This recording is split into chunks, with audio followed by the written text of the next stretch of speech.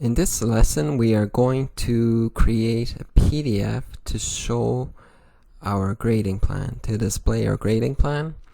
So you might notice that my grading is a little bit different to yours, because in the previous lesson I told you I would add some additional spot elevations to show how I would display my grading, and in doing so I've revised the grading slightly because I noticed that I had a steep grade around this corner, so I think I've increased the finished floor elevation, but that's not a big deal.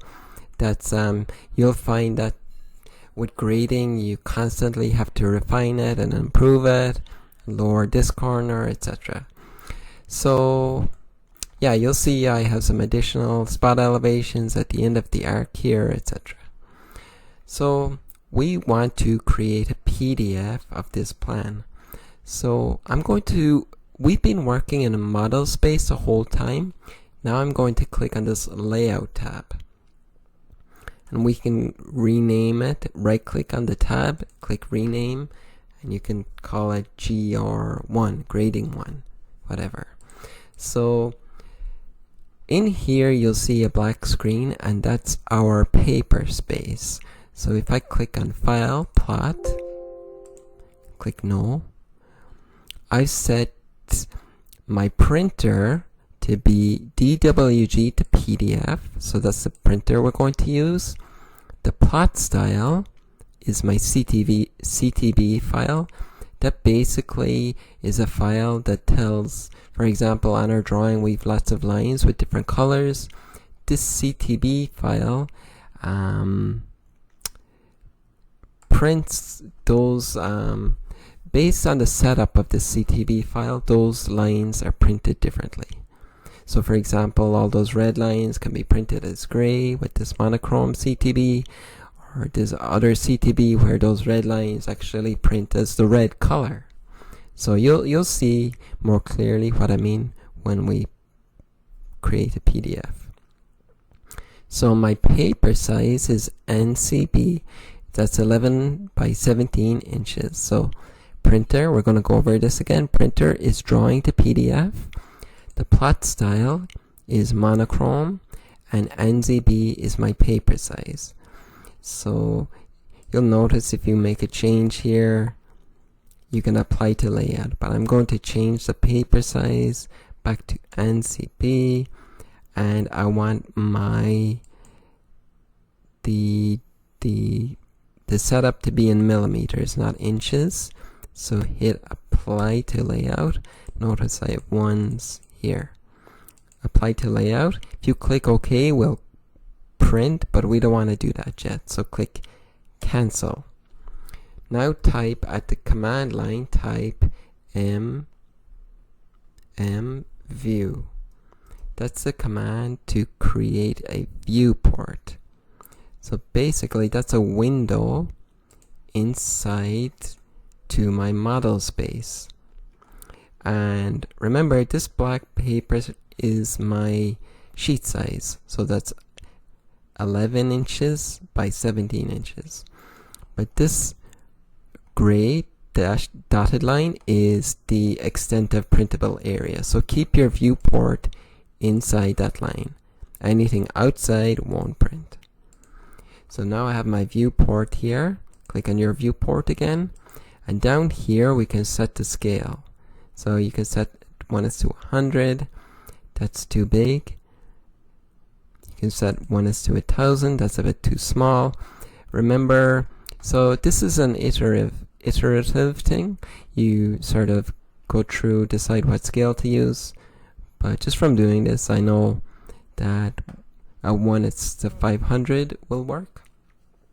And for example, if the 1:500 was being cut off, we could increase the sheet size, but we don't need to increase the sheet size.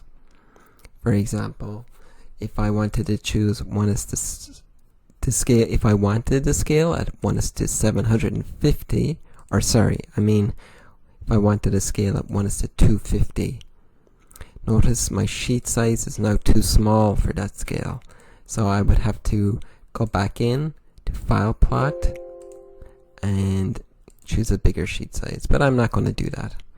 I'm going to choose the NZB, which is set, and I'm going to click on my viewport, change the scale to 1:500. And I know from doing this that it'll work with the sheet size.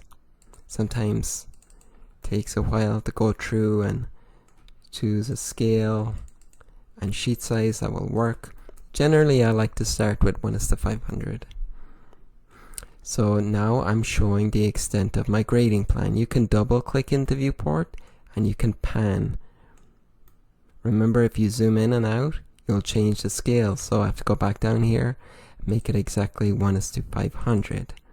So click on that viewport again. Now lock it at 1:500.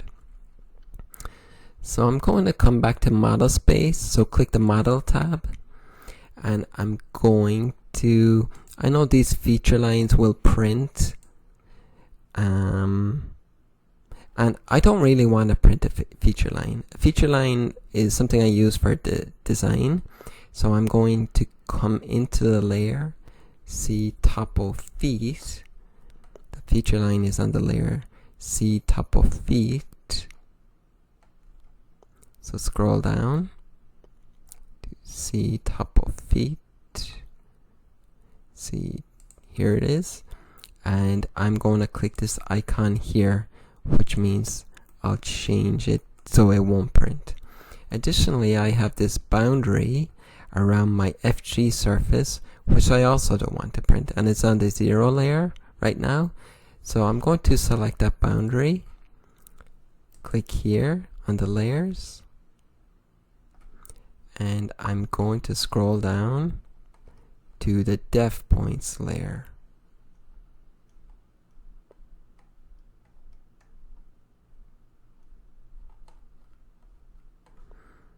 Which is here. And def points is a layer that doesn't print.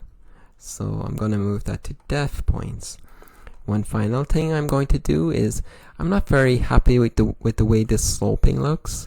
So I'm going to click on the sloping, the grading feature here, right click, edit fill grading style, and click slope patterns, click slope pattern, and change it to fixed length, and click OK. And notice how using this different style, now I can see that the sloping style has changed, and I can see it more clearly too. Remember, with sloping, the shorter ticks are at the top of the slope, and the longer ticks extend all the way down to the bottom of slope. So additionally, if you want to change the color, you can click on the sloping, right click, edit fill grading style, go into display, select everything, and change the color to red. And that's okay. Now for this grading plan, generally for grading plans, you show your slopes, your spot elevations, but you don't show your finished ground surface. You might think you would turn on your finished ground surface, but generally for grading plans, we show our existing ground surface. So I have my existing ground surface, and I can come up to the menu bar, click surfaces, add surface labels, add surface labels. So I want to label my surface, click contour multiple for label type, and add. You can play around with that. This lesson we're going to focus on creating the PDF, but you can add contour labels wherever you need them. Take your time to add them so you don't have any overlapping labels anywhere. But for now, we're just going to quickly add a few contour labels so anyone reviewing can quickly review the proposed spot elevations with the contour labels. So I'm going to come back into grading. So I'm in Paperspace now. I'm going to click on File, Plot, click no to that, and I'm going to do a quick preview and click plot. So there you go. All you have to do now is click plot and save your PDF. So I want you to download the lesson and create a PDF, save it somewhere and open it up. And it's easier to review a grading plan from PDFs, I think, because you can see exactly what's being displayed. For example, over here you can see that the sloping is a bit cut off, and you can go back in and tidy that up if you wish. But there you go. Now you're able to create a PDF of your grading plan.